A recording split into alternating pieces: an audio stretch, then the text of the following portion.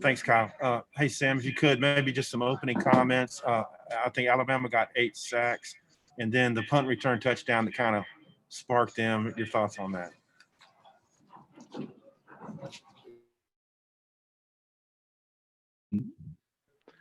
You know, early in the game, I felt like we had enough time to throw the football. Evidently, we weren't seeing the receivers or they weren't getting open. And on the punt return, we kicked it to the middle of the field, and we gave him both directions to go to. We were trying to pin him on the sideline, and the ball went to the middle of the field, and nobody touched him. So, you know, that along with the fumble down on the 6-yard line, it kind of, you know, we were 3-3, and it was momentum change for us. You know, our defense, I thought, had played pretty well, and they were playing hard out there, but, you know, we give them the ball on the 6 and they score on punts. So, you know, we turned the ball over. You know, we just, you know, and Alabama got the ball. I mean, not that we just dropped it, you know, they hit us and knocked the ball out, but some of the things that happened today, we really were uncharacteristic of our team, and they capitalized on it. Scotty. Yeah, Coach Tom mentioned the 8 sacks. Just how overwhelming was that Alabama pass rush at times for you guys? Say again. Yeah. Again, but I don't know what else you said. Yeah, just how overwhelming was that pass rush at times for your line to hold up against? That looked pretty overwhelming to me. I mean, they got 8 sacks, so we were having trouble with the line games. They were running back behind the center. We were having trouble picking them up. I've had trouble picking them up when I was at Georgia with arguably the best line in football. We have to, you know, and I thought we stayed in third and manageable pretty good, you know, in the first half, but we couldn't convert. And you know, we have to figure out how to move the pocket, you know, because nobody can just sit back there against Alabama. And you know, we thought we could hit some little quicker throws, and evidently they weren't open. I had to watch the film to figure out why we were holding the ball. Sam, when KJ came in on the third series, was that by design to try to get him in the game, or was Franks banged up on that drive? No, Felipe had gotten hurt. You know, he'd gotten hit, and so we were trying to let him catch his bearings a little bit over there and bring KJ in. Sam, I know you guys, or you've talked about, you feel like this team deserves a bowl game. Just how do you feel, you know, now that the regular season's over, but moving forward, and do you feel good you guys will get a bowl bid and that the players will want to play in a bowl game? Well, I wouldn't have any idea why the players wouldn't want to play. I mean, one game doesn't define the season. I mean, we got our butt kicked bad today, but that's the only game that we did. And in a regular season, when you beat 3 SEC teams, you usually, you know, have 3 or 4 wins in a non-conference game, and that's 6 or 7 wins, and you go to a bowl game. I want to, because I want to practice with this team. I want to have a few days with the younger kids. You know, teams that don't go to bowl games, they lose about 15. They lose a spring ball on everybody that does. And obviously, if we don't think practice is important, then we wouldn't want to go to a bowl game, but we do, and we want to. Trey Biddy. Yeah, Coach, when KJ came in for Felipe the second time for the longer time after the fumble, was that just trying to mix things up, or was that by design, or what was the reasoning behind going with the change? No, to be honest with you, Trey, we didn't know if Felipe, you know, how healthy he was. And so at that point, the game was, I think, 38-3 or whatever at that point. And we're sitting there going, well, let's KJ played well last week. Let's get him in there, see if he can help us, see if his feet can help us a little bit. And, because we weren't able to protect, maybe we could have some quarterback runs and things of that nature in there. And then when he got hurt, we went and asked Felipe if he could finish the game, and he said he certainly could. So that was the only thinking behind it. Baz. Hey, Coach, for the second week in a row, you guys have struggled with penalties. I think you had 11 last week, and of the 8 you had today, 7 were in the first half and seemed to be all sides or motion or whatever. Talk about your frustration with those penalties, especially being in week 10. Well,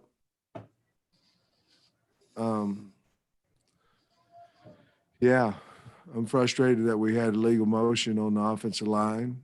We had a new center in there today.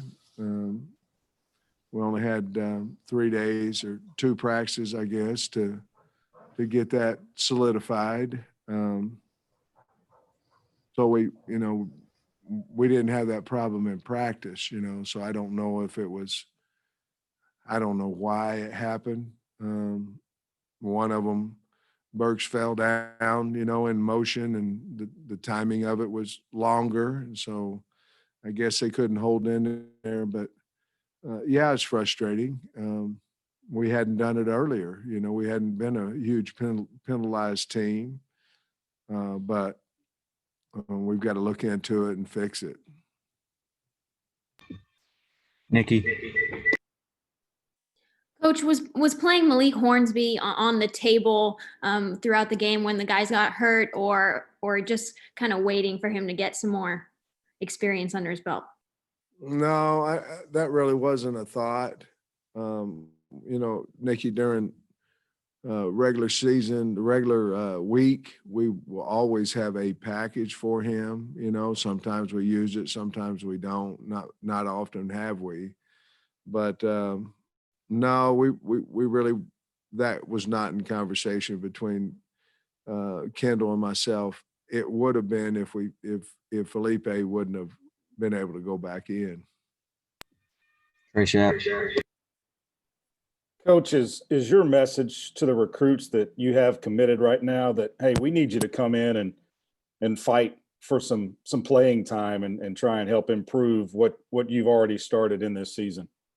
I think that's probably the message that you give to every single class, and no matter where you're at, because if you don't give them hope that they have a possibility to play, then you're probably not recruiting them as high as they want to be, but we certainly need guys to come in here and help us. We have to get bigger, we've lost 2 kids in practice to concussions and things of that nature that, been unfortunate. But our depth, from COVID and from injuries and things of that nature, our depth is, guys, y'all don't have any idea what going through COVID and opt-out and injuries are about. I mean, none. I mean, you basically put your team together on Friday because the test comes back on Thursday. And so there's a lot that goes into all that stuff. And so I think we'll have a deeper team. Hopefully if the vaccine gets out and things, and our depth will be better and kids aren't, afraid of the virus. And, at that point, the opting out would be a thing of the past. And I think our depth's probably better than it looks, simply because of the virus and of opting out. So, but we do need some young kids to come in here and help us, obviously. And we feel like we've got a good class.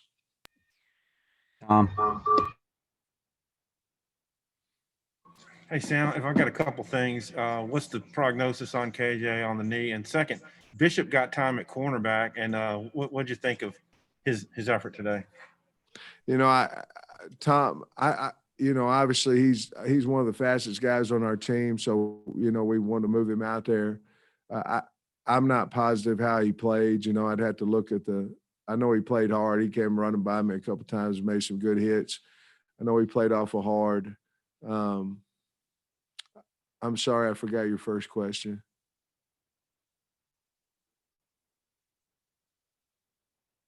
Oh, it was about KJ and his knee. Oh, KJ, I just was in the locker room. I don't know exactly. Something to do with his knee, but I don't know how bad it is or if it's not at all. I don't know. There's something there, whether it be some type of strain or not. MRI, we'll figure it out. Coach. I was going to ask about Bishop, but y'all as a defense didn't give up too many big plays in the passing game. How did you think about, not only Bishop, but also Monteric on the other side? Yeah, we didn't give up a whole lot of, a whole lot of big plays. I think we'd give up one at halftime, and of course the very, very disappointing play at the end where they went 80 on just a simple handoff. But Bishop about ran him down on that play. But they were just trying to get out of the game, and the guy breaks it. And but I don't. To answer your question, I didn't feel like they got behind us. All their throws were underneath and basically crossing routes, receiver crossing from one side of the formation to the other, and we obviously didn't get enough rush. We've got to address that, pass rushers and things of that, but we didn't get enough rush, and the guy's sitting back there for quite a long time with that route. It takes a long time on protections, and that's the one that really hurt us. Sam, Alabama's been doing this to everybody pretty much all year. How do they look to you compared to other #1 Alabama teams? Look like you and Nick Saban spent a little more time at the end of the game talking than a lot of time coaches do. I just wonder if maybe you could share what he might have said to you. No, I don't want to, but it was kind. It was nice. I said some things to him in the same way. But on tape, it's the best Alabama team I'd seen, and he's gonna hate me for saying that because I think he calls that rat poison. But that's how I believe. I believe that they've got that's the best squad I've seen, and I mean they're hard to stop, and when you give them points, and they're even harder to stop. But to be honest with you guys, in the second half, they're just trying to go home.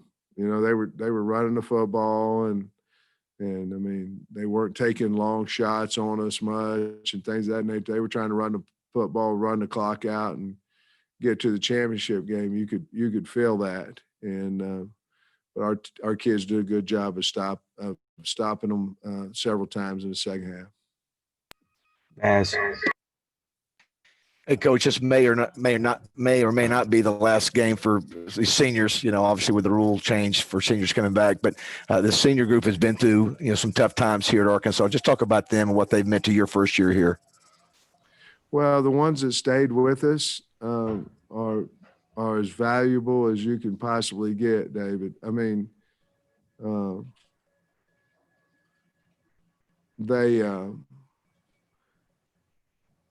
It could have been easy with all the situations. Not easy, but you had a long season starting in basically June this year, and then you had the COVID, and you had the opt out, and you had the quarantine, you had all this stuff, and they just stayed with us, and they hadn't had much, success in the past, and that tells a lot about their character and about their want to, and these guys basically help start turning the program here at Arkansas. We're not near where we need to be, where we want to be, any of those things. But they helped us. We won 3 SEC games, and we hadn't done that in 3 years past. I think we'd won 1 or something. I don't know. So they had started that, and they should be really proud of that. And I told them, you can't let this game define our season. I had a lot of long faces in there today, and we got beat by a good team, but I was proud of the seniors that stayed with us, that fought their butt off for us, and it's been a very, very fun group of guys to coach. Hey, Biddy.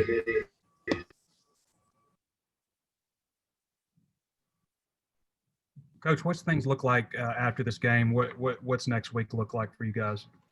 Yeah, we're setting, Trey, we have finals. Most of the fellows are done by by Wednesday.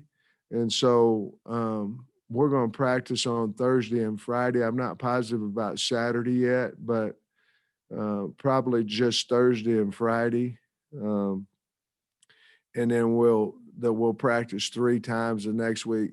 We'll probably get in 9, possibly 10 practices before the bowl, obviously depending on which bowl we get, whether it's the 31st or the 30th or wherever that is. But I'm going to give them off, not off, but academically, we're making a huge push academically, even as fast as tomorrow, and then Monday, Tuesday, Wednesday. We're going to kind of not practice on signing date, try to wrap up the kids that we're trying to sign on Wednesday. That'll wrap us up. Thanks, Coach.